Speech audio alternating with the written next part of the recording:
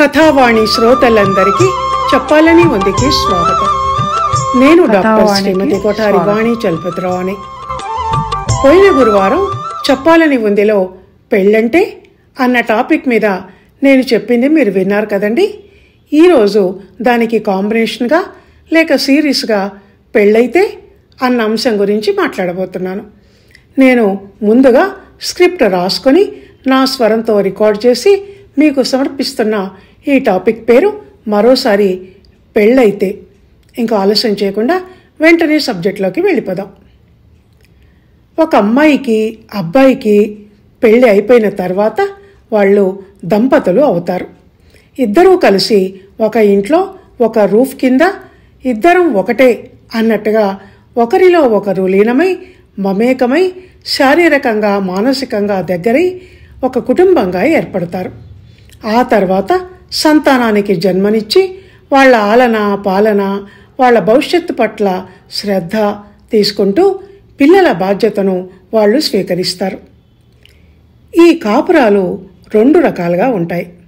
ఒకటి, ఆడపిల్ల అత్తవారింట కాలు పెడుతూనే భర్త, అత్తమామలు, ఆడపడుచులు, బావగారులు, మరుదులు, మామగారి అత్తగారి తల్లిదండ్రులు ఉంటే వాళ్ళు, ఇలా ఇంతమందితో కలిసి ఉమ్మడిగా చేసే కాపురం ఒకటైతే, వస్తూనే భర్త ఎక్కడ పని చేస్తుంటే అక్కడికి వెళ్ళి వేరు కాపురం పెట్టే వాళ్ళు కాపురం మరో రకం. వెనకటి కాలంలో మొదటి రకంవి ఎక్కువైతే ఇప్పుడు రెండో రకంవి ఎక్కువ. ఉమ్మడిగా అందరితో కలిసి ఉండాల్సి వచ్చినప్పుడు ఇంటి కోడలు చాలా జాగ్రత్తగా ఆచితూచి అడుగేస్తూ అన్నట్టుగా ఎవరిని నొప్పించకుండా తను నొచ్చుకోకుండా కలుపుగొల్లుతనంతో ప్రేమ అవగాహనలతో మెలగాల్సి ఉంటుంది.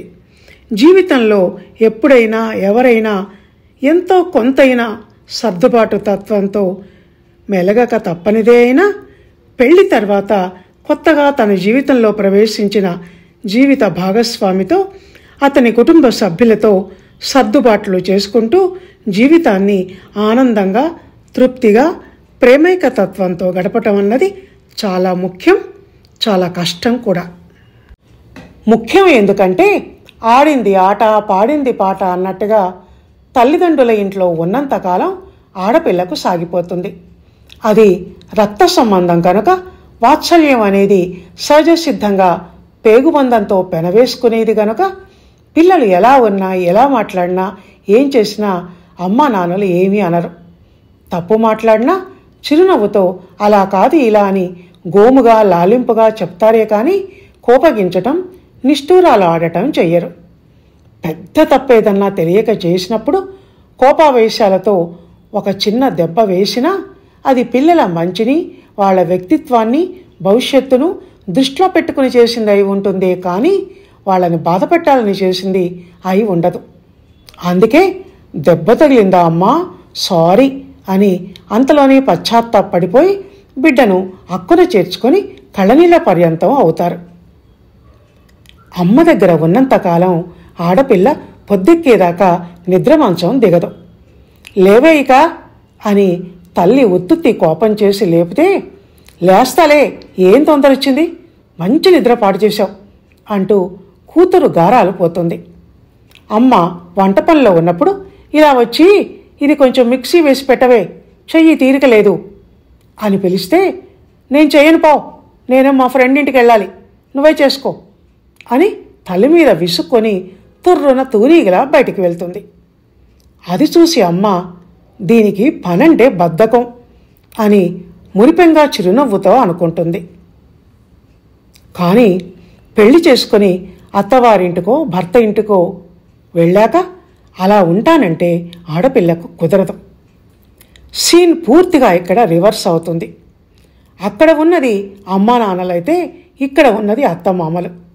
అది బాల్య కౌమార దశ అయితే ఇది స్త్రీత్వాన్ని పుణికిపుచ్చుకోవాల్సిన బాధ్యతాయుతంగా ప్రవర్తించాల్సిన దశ. కోడలు 10 దాకా పక్క దిగనంటే అత్తగారి మొహంలో రంగులు మారిపోతాయి. ఇంటి ఆడది ఈ వేళదాకా పడుకుంటే ఎలా, ఇంటికి దరిద్రం కూడాను అంటుంది. అదే వయసులో ఉన్న తన కూతుర్ను అలా అనదు. మరి అదే తేడా. విచిత్రంగా పెళ్లితో జీవితానికి అర్థం, భావం మారిపోతాయి. ఫుడ్డు, బెడ్డు, ఇంటి అడ్రస్సు, తన ఇంటి పేరు, గోత్రం అన్నీ మారిపోతాయి. అక్కడ అమ్మ నాన్నలు, ఇక్కడ అత్తమామలు, అక్కడ అన్నదమ్ములు, అక్క చెల్లెళ్ళు, ఇక్కడ ఆడపడుచులు, బావగారులు, మరుదులు. కొత్త కొత్త వరసలు, బంధాలు, పిలుపులు జీవితంలో వచ్చి చేరతాయి పెళ్లితో. అక్కడి మనుషులు వేరు, ఇక్కడి మనుషులు వేరు. అక్కడి మనస్తత్వాలు వేరు, ఇక్కడి మనస్తత్వాలు వేరు. అక్కడి ఆచారాలు, అలవాట్లు, రుచులు, అభిరుచులు వేరు, ఇక్కడవి వేరు. అక్కడ అలిగితే తను అలగాలి కానీ తన మీద అలిగేవాళ్ళు ఉండరు. ఇక్కడ తను అలగకూడదు, తన మీద అందరూ అలుగుతారు. నైటీ వేసుకొని, అరకొర బట్టలు వేసుకొని, జీన్స్ ప్యాంట్లు వేసుకొని, ఫ్యాషనబుల్గా జుట్టు విరబోసుకొని అక్కడ ఇంట్లో తిరగొచ్చు, కానీ ఇక్కడ తిరగకూడదు. వెనకటి రోజుల్లో లాగా మరి కొంగు కప్పుకొని తిరగకపోయినా ఒంటి నిండా బట్టలు వేసుకోక మాత్రం తప్పదు. అందుకే ఆడపిల్లకు పెళ్లితో జీవితం ఒక మలుపు తిరుగుతుంది అంటారు. ఇక్కడ మలుపు అంటే అర్థం మార్పు అని. అకస్మాత్తుగా జీవితంలో వచ్చిన ఆ మార్పును కొంతమంది ఆడపిల్లలు తట్టుకోలేరు. ఈ కాలం పిల్లలైతే అసలే సహించలేరు, ఓర్చుకోలేరు. మా ఇష్టం వచ్చినట్టు మేముంటాం, మా డ్రెస్సులు మా ఇష్టం, మేము కంఫర్టబుల్గా ఉండొద్దా? మా అమ్మ వంట బాగా చేసేది, ఇక్కడ మా అత్త చేసిన చప్పుడి పొడి తినలేక చస్తున్నాను. మా నాన్న నా బంగారు తల్లి అంటూ ప్రేమ నిండిన కళ్ళతో నన్ను దగ్గరికి పిలిచి తన తొడ మీద కూర్చోబెట్టుకునేవాడు. ఇక్కడ మా మామగారు వాలు కుర్చీలో పెద్ద పుల్లా కూర్చొని తన గుచ్చే చూపులను నేను ఎటు వెళ్తే అటు సారిస్తూ నాకు స్వేచ్ఛ లేకుండా చేయటమే కాక భయపెడుతున్నారు అనుకుంటుంది కొత్త పెళ్లి కూతురు. కథావాణి శ్రోతలు, ఈ సందర్భంలో నేను ఒక మాట తప్పక చెప్పాలండి. దయచేసి మనసులోనే అండర్లైన్ చేసుకోవలసిందిగా మనవి. అది ఏమిటి అంటే, ఇందులో ఎవరినీ తప్పుపట్టాల్సిన పని లేదండి. ఎవరూ దుష్టులు, దుర్మార్గులు లేరు, అంతా మంచివాళ్లే. కోడల్ని అలా ట్రీట్ చేసిన అత్తమామలు మంచివాళ్లే.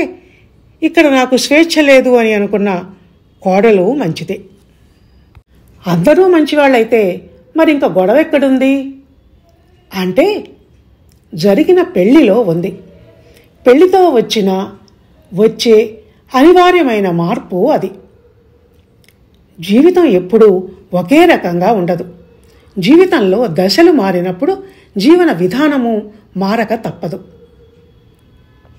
జీవితాంతం పొద్దున 10 గంటల వరకు పడుకొనే ఉంటానంటే బాధ్యతలను స్వీకరించను అని ఆడపిల్ల అంటే మరి సంసారాలు ఎలా కొనసాగాలి?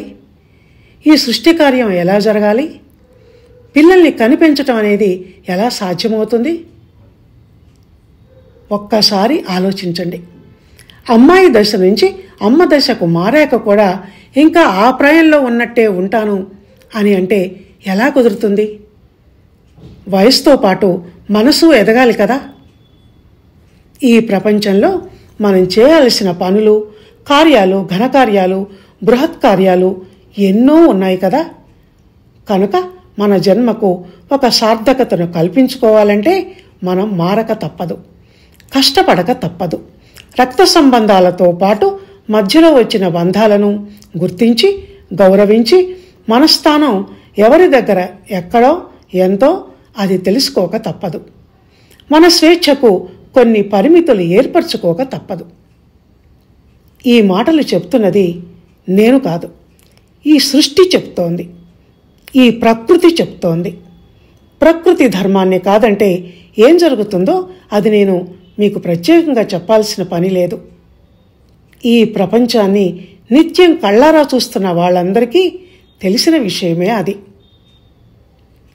కథావాణి శ్రోతలు, ఈ సందర్భంలో ఇక్కడ ఒక్క నిమిషం ఆగి ఈ నా మాటలను ఒక మలుపు తిప్పాల్సిన అవసరం ఉందండి. ఎందుకంటే ఇంతవరకు ఆడపిల్ల గురించే చెప్పాను కానీ సంసారం అనే బండికి రెండో చక్రం అయిన మగవాడి గురించి చెప్పలేదండి. ఈ పాటికి మీరు మొగుడైన మగవాడికి బాధ్యతలుండవా, పెళ్లిలో వచ్చే మార్పులు ఆడవాళ్ళకొక్కళ్ళకేనా అని మనసులోనే ప్రశ్నిస్తున్నారని నాకు తెలుసు. అందుకని ఇప్పుడు అక్కడికే వస్తున్నా. వచ్చే ముందు పోయిన గురువారం పెళ్ళంటే వీడియోలో వినిపించిన పెళ్లి పాట సెకండ్ హాఫ్లోని 4 చరణాలను మీకు నేను వినిపించాలి. అప్పుడు పెళ్ళంటే అని అడిగిన హీరో ఇప్పుడు పెళ్ళైతే అని అడుగుతాడు. దానికి ఆమె ఇచ్చిన సమాధానం, పెళ్ళైతే ముంగిళ్ళు లోగిళ్ళు ముగ్గులు ముత్తైదు భాగ్యాలు ముద్దు ముచ్చట్లు మురిసేలో గుట్లు చెలిమికి సంకెళ్ళు 1000 ఏళ్ళు హా హా హా అన్నది ఆ సమాధానం. బాగుంది కదా. పెళ్ళైతే స్త్రీకి తనకంటూ ఒక ఇల్లు వాకిలి, ఆ వాకిలిలో ముగ్గు వేసే బాధ్యత, ఇల్లాలు అనే హోదా, ముత్తైదువ భాగ్యం అన్నీ వస్తాయి. ఇవి కాక భర్తతో ముద్దు మురిపాలు, ఏకాంతంలో రహస్య సంసార జీవనాలు ఇవన్నీ లభిస్తాయి. ఎన్ని ఆశలతో ఒక ఆడపిల్ల భర్త జీవితంలోకి ఇల్లాలుగా ప్రవేశిస్తుందో చూడండి. అన్నిటికన్నా ఆఖరి మాటలు చెలిమికి సంకెళ్ళు అన్నవి. దీని గురించి చెప్పవలసింది ఎంతో ఉంది. భార్యాభర్తలిద్దరూ స్నేహితుల్లా ఉండాలి. ఎక్కువ తక్కువల ప్రస్తావన వాళ్ళ మధ్య రాకూడదు. స్నేహం ఒక విడదీయరాని బంధమై వాళ్ళ మనసును కట్టిపడేయాలి అన్నది కవి భావన. అద్భుతం నిజంగా. ఇక ఇక్కడ పెళ్ళైన తర్వాతి జీవితం లెక్క ఎంత అంటే 1000 ఏళ్ళు. పెళ్ళేమో 100 ఏళ్ల బంధం అన్నాడు. ఇక్కడికి వచ్చేసరికి 1000 ఏళ్ళు అయింది. ఆ తర్వాత 7 జన్మల బంధం అవుతుంది. అంటే బంధం రాను రాను గట్టిపడి పొడిగించబడుతూ ఉంటుంది అన్నమాట. ఈ పాయింట్ని ఈ కాలం పిల్లలు గట్టిగా గుర్తుపెట్టుకోవాల్సిన అవసరం ఉంది. పెళ్ళంటే 3 నాళ్ల ముచ్చట కాదు, 1000 ఏళ్ల బంధం. రోజులు గడుస్తున్న కొద్దీ మోజు తీరిపోవటం కాదు పెళ్ళంటే, ఇంకా ఇంకా పెరగటం. ఎలా అంటే సహజీవనం వల్ల. ఎంత అందమైన, అద్భుతమైన, పవిత్రమైన మాట ఈ సహజీవనం అన్నది.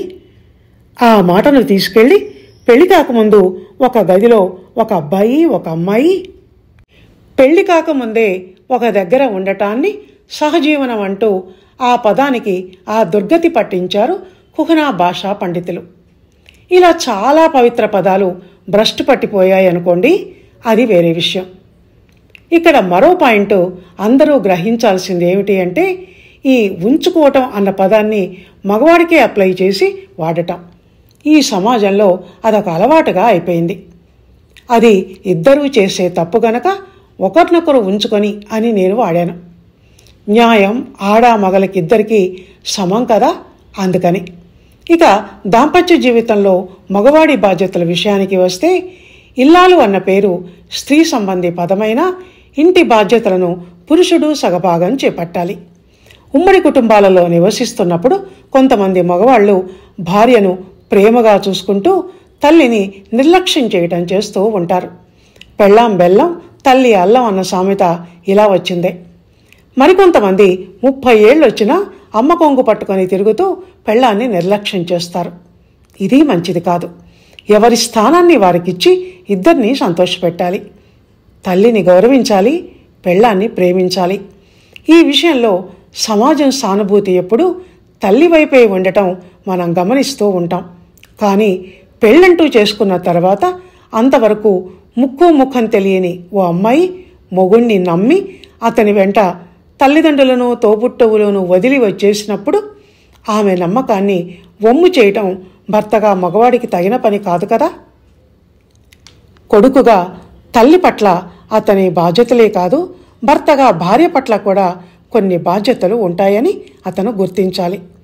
కష్టంలో సుఖంలో ఆమెకు అండగా ఉంటూ ఆమె మీద అధికారం చెలాయించకుండా అనురాగంతో అక్కున చేర్చుకోవాలి. ఈ విషయం ఇలా ఉంచితే మరో ముఖ్య విషయం ఏమిటంటే, భార్యాభర్తల విషయానికి వచ్చేసరికి సామాజిక సెంటిమెంట్స్ అని, అవి మంచివైనా చెడ్డవైనా కొన్ని ఉంటాయి. అవన్నీ ఆడవాళ్లకు సంబంధించినవే అయి ఉండటం గమనించవలసిన విషయం. ఇందాకటి పాటలో విన్నాం కదా, ముత్తైదు భాగ్యాలు అని. భర్త రావటం వల్ల భార్యకు ముత్తైదు భాగ్యం వస్తే భార్య రావటం వల్ల మరి భర్తకేమీ రాదా?